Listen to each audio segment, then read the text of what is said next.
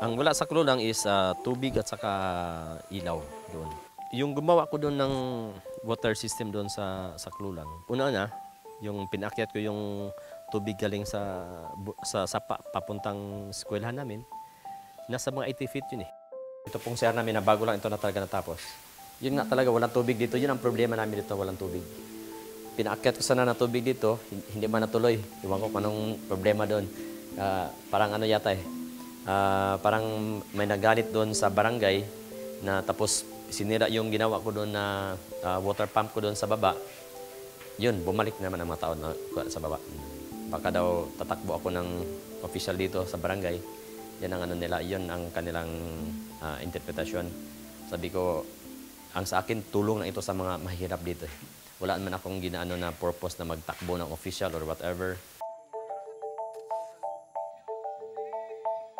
Ang ginawa ko nun sa ilaw, yung windmill ko, na improvised windmill ko. Yung ventilator ng mga buildings, yun ang kinonvert ko ng windmill. Kasi yung konsepto kasi niyan, sir, kahit saan manggaling yung hangin, iikot talaga yun. Tapos nilagyan ko ng alternator. So yun ang mag-produce naman ng kuryente papunta doon sa battery. So yung battery na naman, kung gusto ka makapaproduce ng 220 volts, so gagamit ka ng inverter. Ito sa pag-ikot nito, makaproduce na to ng 12 volts. Pwede sa makaproduce ng 24 volts, i-double mo lang yung ang kanyang alternator. Ang alternator sa sasakyan. Ang hinanap ko ng alternator yung brushless sana. Mas maganda yung brushless kasi mas magaan siya ikutin ng windmill. Ito na sa nakaproduce ito ng 12 volts na siya. Maka-charge ito. Ito ang disadvantage nito, kung walang hangin, yun lang siya, hindi talaga mag-ikot. Pero kung hindi siya makaproduce ng kuryente. Pero may panel na naman. So sa solar panel na naman tayo magkukuha ng current. Dito pa sa kabila. Ano pa sa kabila yung solar. So dalawang source po namin dito. Sa ngayon to gawin siguro nasa mga 10 to 15,000 ito. Dala na yung kanyang alternator. Una na akin talaga yon. Nag-loan ko ako ng ko doon para tapos ako talaga mismo din ang gumawa nito. Hindi ko pinagawa sa iba. Kasi para at least alam ko kung paano siya i-troubleshoot. Ako lang talaga sir kasi kung mag-antay pa ako dito sa DepEd na mapunduhan ng mga pangangailangan namin sa bundok, wala din talagang mangyari. Kasi siyempre ang sa DepEd siguro ang talaga nila yung sa education lang. Sa akin sabi ko paano makakuan kayo ng education kung hindi tayo bababa sa community talaga.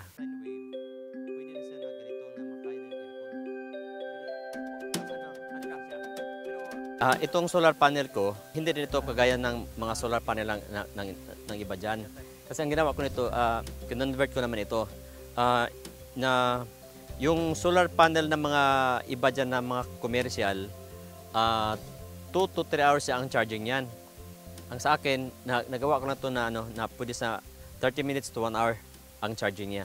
So full charge na yung battery. Kasi andito kasi sa bukid, pag once na kasi, palagi yan umuulan eh. So paghapon yan, uulan talaga yan. So ibig sabihin, ang time niya na mainit, mas mababa lang, konti lang. Itong solar panel na isang panel talaga, 7,000. Tapos yung battery namin is 5,500. Tapos itong wire niya kasi hindi ako nagamit ng wire na ordinary. Ang ginamit ko talaga itong cord na para talaga sa solar na hindi mag-loss yung current papunta sa battery. So talagang ginamit ko ganito.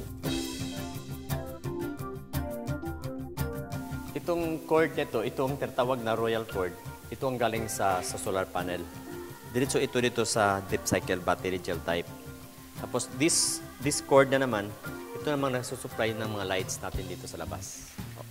Dito po. Tsaka hindi po ito nakakuryente dahil 12 volts naman talaga. Dito na po yung namin, yung ilaw namin. Dito. Yan. So, pag i-on ito, talagang mag-light naman din siya doon.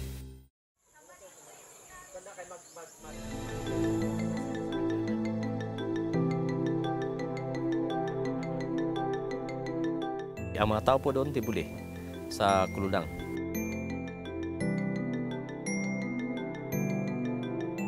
Siyempre, salubungan namin si Sir Kasi mahal namin siya.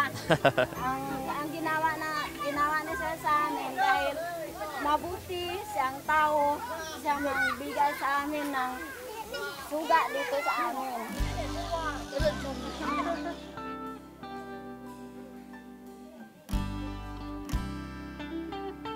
Naisip ko lagi ng TV dahil nakita ko rin sa mga tao na parang ano sila, parang delayed ang kanilang mga information sa city, sa improvements about sa Philippines of course. Kaya nga sabi ko magbili ako ng TV para ilagay ko doon sa pinaka-sentro talaga ng Purok. Masaya na kami dahil yung mga kabataan dito, masaya sila kay may panood na sila ng TV. Nakakita kami mga palabas galing sa Jinsan o sa Manila.